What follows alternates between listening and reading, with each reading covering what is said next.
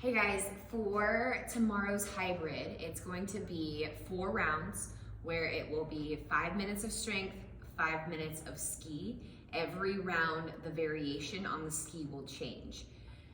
You'll more than likely have either one group or 2 groups. If you have 2 groups of teams or 2 teams, you'll want to have them alternate which strength section they start on. So on the first and third round, they'll do the same strength section, and on the second and fourth round, they'll do the same strength section. But if there's 2 groups, you're gonna wanna have them do different.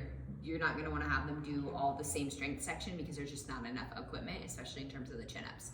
So for the first strength section, it is max effort push-ups, weighted push-ups. So there'll be a sandbag or a plate on the backside of the body. A partner can help them get it on, you can help them get it on, but placing that weight on the backside of the body, max effort, strict push-ups.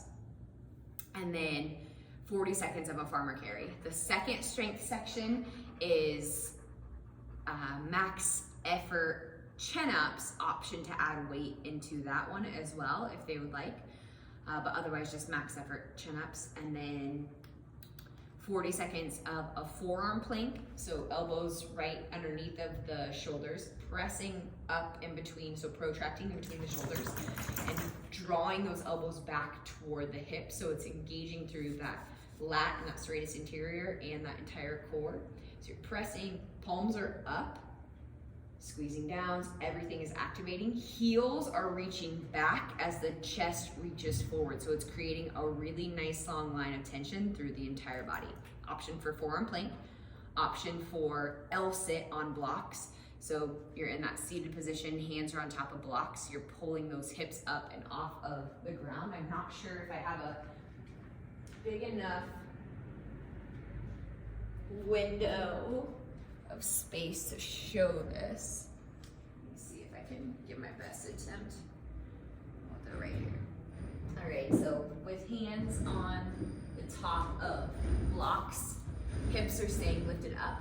You're gonna want those hands and those block placement right about mid-thigh, so not back to the hips. You're gonna want those blocks to start about mid-thigh so you can pull those hips back as you lift them up off of the ground. Heels can stay down on the ground, driving into the ground, or they can lift up for more work. It's completely up to them.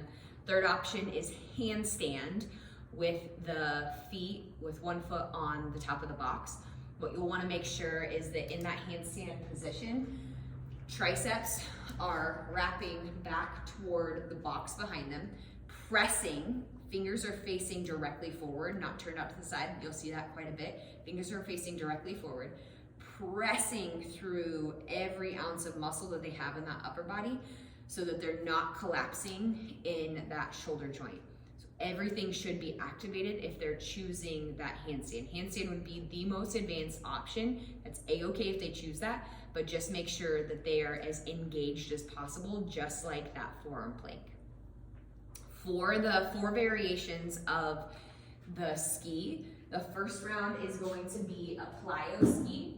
What you're gonna wanna make sure of is that they're still keeping that chest lifted the whole time. So what tends to happen is everyone will let their chest drop down. We wanna keep that chest lifted. It's a hip hinge movement. So those hips are going back, just like this, anytime you're on the ski. Right? Try not to let that chest fall down and keep your eye on what they're doing as well. For the plyo part with that first round, all that means is you're adding that jump into the mix.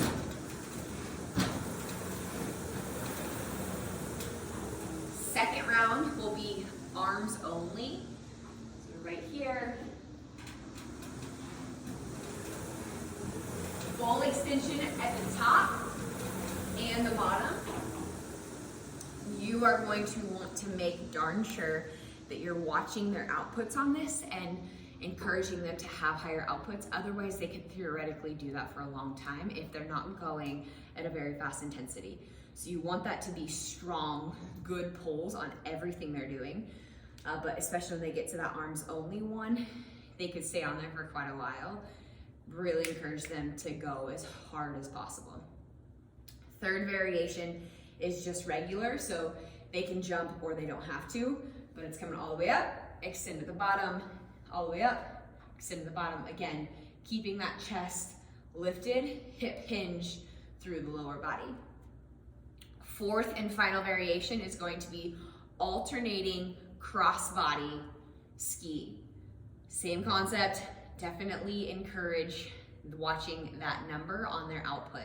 Whole workout, keep an eye on what their outputs are and continue to say like, hey, aim for this number. I always try to say about 100 higher than what they're at, unless they're really dogging it. I'm like, all right, you should be aiming for about, say they're at a 400, you should be aiming for about a 650, 700, because then they know that they have to like really kick it in gear.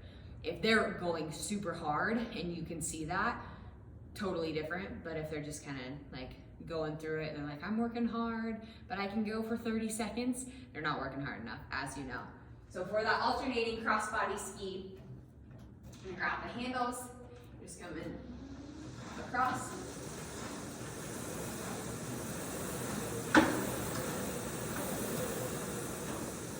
But again, that same concept of good form, that chest stays lifted that whole time. They don't drop it down when they're pulling it down. So we don't want to see that rounding through the back. We want to see everything staying upright, coming across from side to side. Okay? That's really all there is to the workout. If you have any questions, let me know.